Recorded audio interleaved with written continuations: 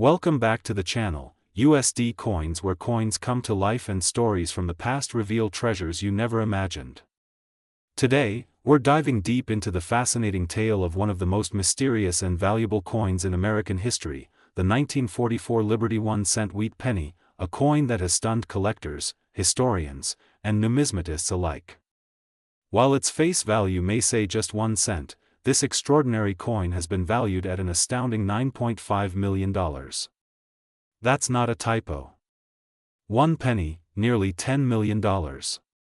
And behind that staggering number is a story filled with historical context, minting errors, metal composition mysteries, and numismatic legends. To understand why this coin could be worth such a fortune, we need to go back to the 1940s, a time of war, global upheaval, and resource scarcity.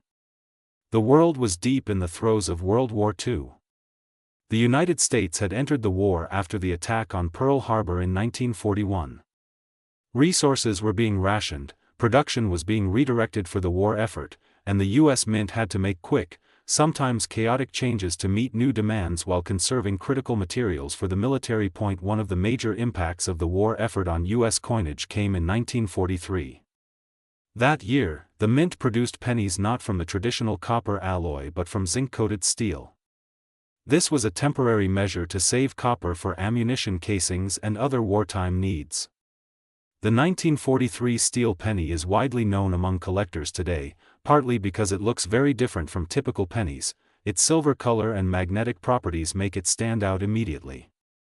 But as the war continued into 1944, the Mint resumed using copper for pennies, as enough recycled shell casings from the battlefield had become available. However, somewhere in the chaos of transitioning back from steel to copper, the stage was set for one of the greatest numismatic anomalies in history. What makes the 1944 wheat penny so intriguing isn't just that it marked a return to copper, but that in a few extremely rare cases, something went terribly wrong, or perhaps terribly right, depending on your perspective. In several isolated incidents, the Mint mistakenly struck 1944 pennies using leftover 1943 steel planchets. These are known today as the 1944 steel cents, and they are among the most coveted coins in American history. It's estimated that less than 40 of these error coins exist, and even fewer have been authenticated and traced to specific mints like Philadelphia, Denver, and San Francisco. These rare 1944 steel cents should never have existed. The Mint's instructions were clear: return to copper alloy planchets in 1944. But human error, leftover materials, and perhaps a lack of quality control allowed some steel blanks to remain in the hoppers. When the presses rolled, those few leftover planchets were struck with the 1944 design, creating a hybrid coin of sorts, a 1944 date on a 1943 body. And because collectors are always on the hunt for anomalies and rarities, these coins quickly became the stuff of legends. But the story doesn't end there. Other errors and variations also surfaced among the 1944 pennies. These include off-center strikes, double die obverse, clipped planchets, and coins struck on foreign planchets. Each of these anomalies adds another layer to the mystery and allure of the 1944 penny.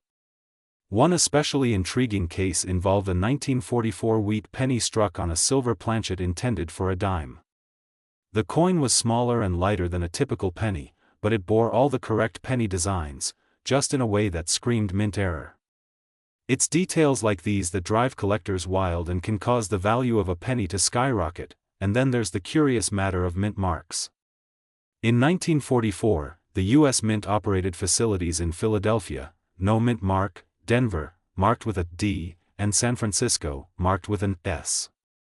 While all three mints produced billions of pennies in 1944, only a tiny handful of errors made it out.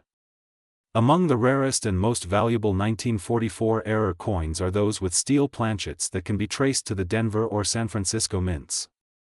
These can be identified by the presence of a D or S beneath the date on the coin's obverse. The presence of such a mint mark, combined with the steel composition, is essentially a fingerprint that proves the coin should not exist. It's this precise combination of characteristics, steel composition, 1944 date, and mint mark, that elevates the value into the millions. It's worth noting that many forgeries and altered coins have flooded the market over the years. Unscrupulous individuals have plated copper coins to mimic steel or have altered the dates on 1943 steel cents to read 1944. That's why authentication is critical. Legitimate 1944 steel cents are made from the same low-grade carbon steel as the 1943 cents and have the same specific weight and magnetic response. The real ones can be authenticated by reputable coin grading services like PCGS or NGC, and they typically undergo multiple tests, including metallurgical analysis, to confirm their authenticity. So how did a genuine 1944 steel penny end up being worth $9.5 million? That's where rarity, demand, condition, and provenance come into play. When a coin is not only rare but in excellent condition and backed by verified authentication, its value can soar. One particularly pristine 1944 steel cent, certified by a top grading agency as being in near-perfect condition, created a storm at auction. Multiple collectors and investors vied for it, each willing to pay a fortune for the chance to own such a unique piece of history. The final hammer price? A jaw-dropping $9.5 million. This sale didn't just make headlines in the numismatic world, it made global news, but the question remains, could there be more of these coins out there? Absolutely. And that's part of the allure. It's possible that other 1944 steel cents are hiding in collections, old jars, attics, or even in circulation, unnoticed by those who assume it's just another penny. The idea that something so small and seemingly insignificant could be hiding in plain sight is what fuels the dreams of treasure hunters and collectors around the world, and that dream isn't entirely unrealistic.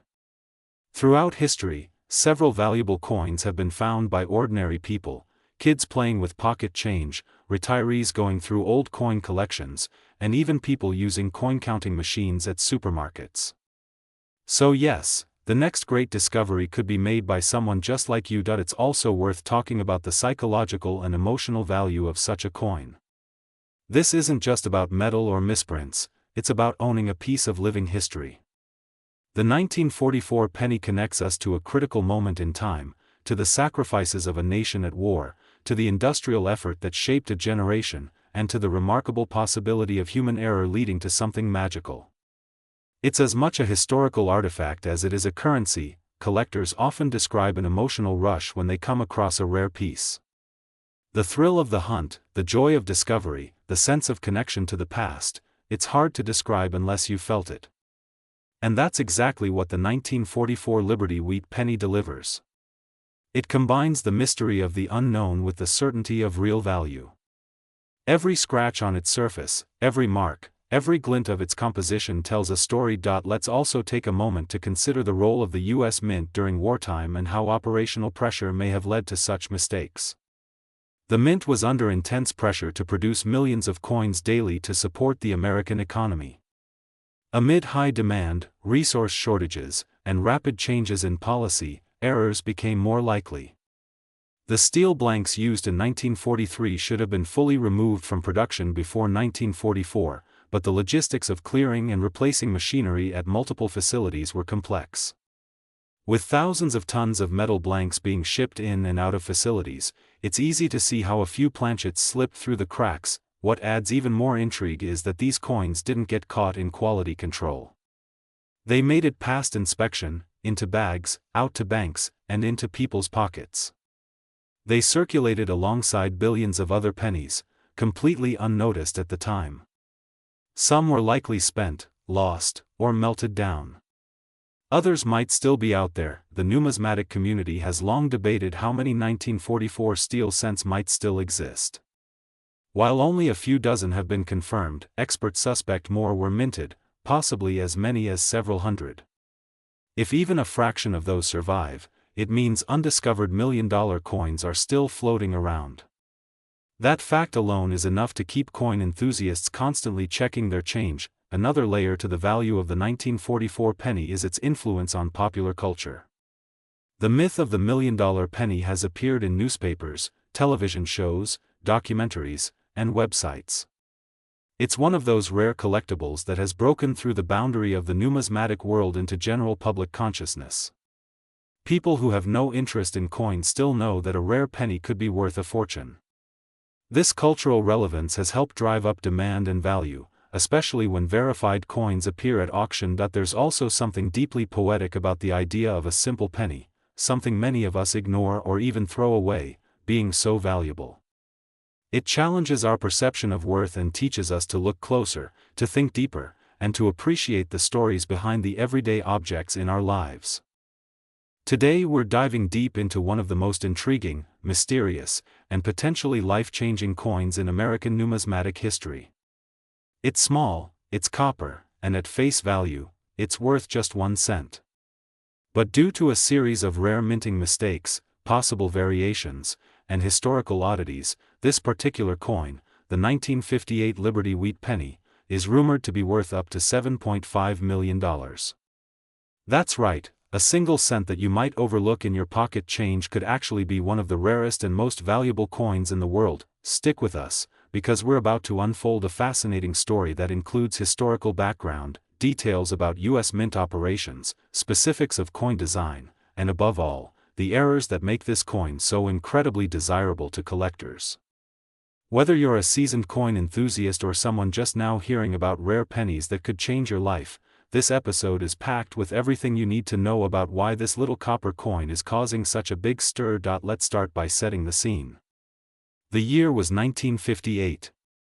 Dwight D. Eisenhower was President of the United States. America was in the heart of the post-war economic boom, the Cold War was escalating, and in the world of numismatics, that is, coin collecting, a quiet but massive event was taking place. The U.S. Mint was producing hundreds of millions of Lincoln wheat cents, the final full year they would be minted before the transition to the Lincoln Memorial Reverse in 1959.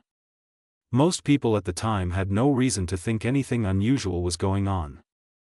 But somewhere in that mass of coins, a few incredibly rare and flawed examples slipped through the cracks. These weren't just typical error coins. They were something far more mysterious, and their very existence is still the subject of debate and speculation today. The 1958 wheat penny, by most standards, is not a rare coin. In fact, the Philadelphia Mint struck over 252 million of them. Most of those pennies are still common today, often seen in circulated condition and worth only a few cents above face value, even in decent shape. So, what makes some examples of this particular year so astonishingly valuable? The answer lies in a unique and exceedingly rare variant, the 1958 double-die obverse penny. As of today, only a handful, specifically, 3 verified examples, of this double-die coin are known to exist, making it one of the rarest and most sought-after U.S. coins of the 20th century. But it's not just the scarcity that makes this coin valuable. It's also the type of error, the questions it raises, and the possible existence of more examples still out there, waiting to be discovered. Now, let's take a moment to understand what a double die actually is. Contrary to what some might think, a double die coin isn't one that was struck twice by the coin press. Instead, the doubling occurs much earlier in the minting process, during the creation of the die itself. A die is a metal stamping tool used to strike the design onto blank coins. When a die is created, it's impressed with a hub, which carries the original coin design.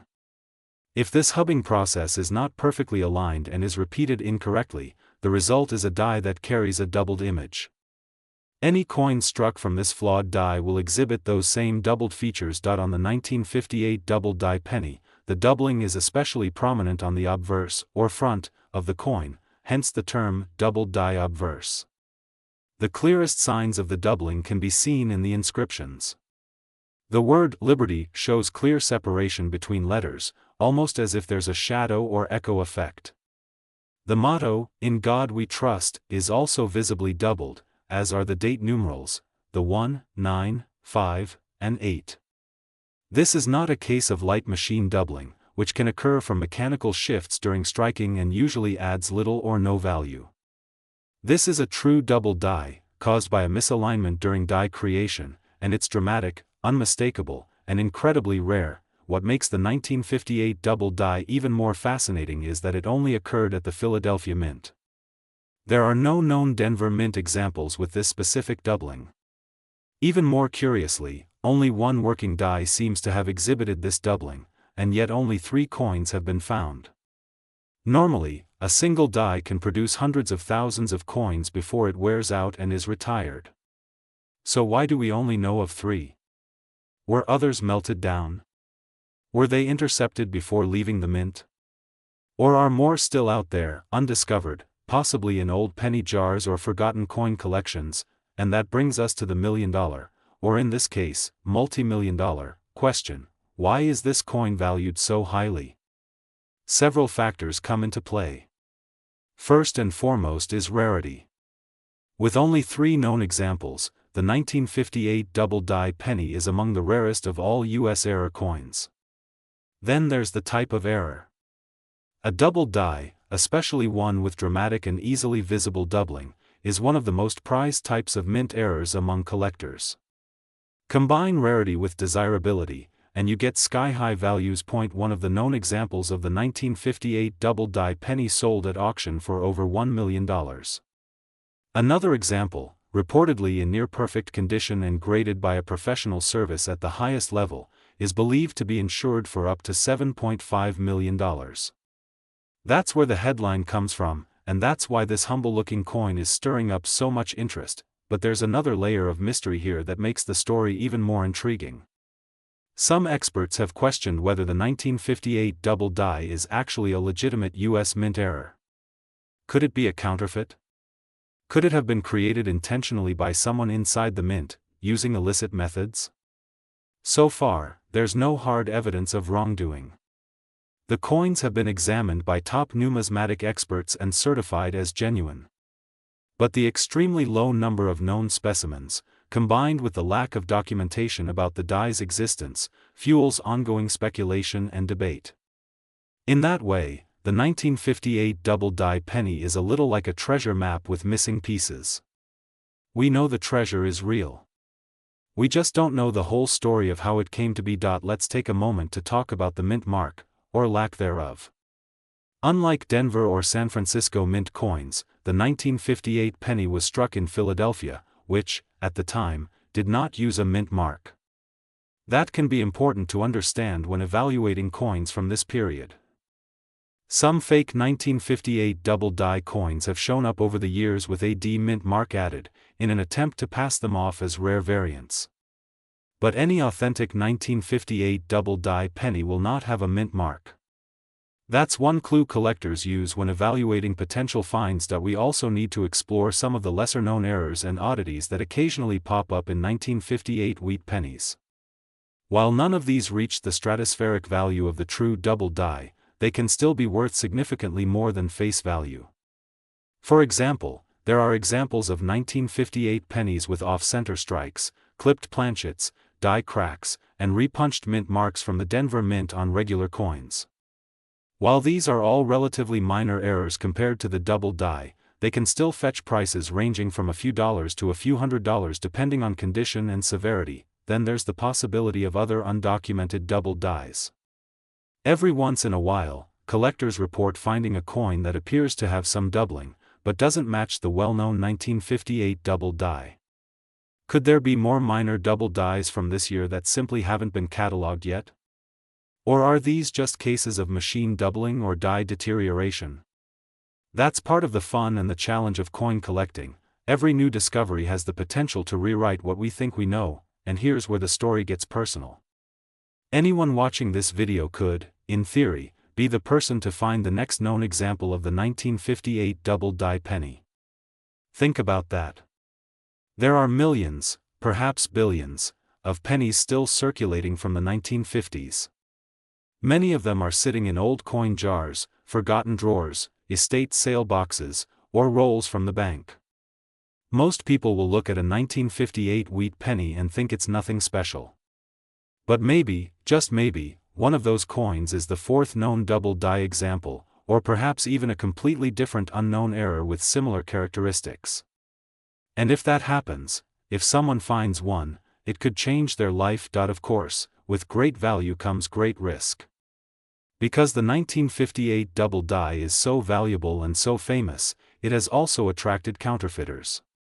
Fake versions have been created using laser engraving, die alteration, and other methods to mimic the appearance of the double design. Some are sophisticated enough to fool casual observers. That's why it's absolutely essential to have any suspected 1958 double die examined and authenticated by a reputable grading service. Two of the best-known services are PCGS, the Professional Coin Grading Service, and NGC, the Numismatic Guarantee Company. They use state-of-the-art technology and experienced graders to determine whether a coin is genuine, assign it a grade, and encapsulate it for protection.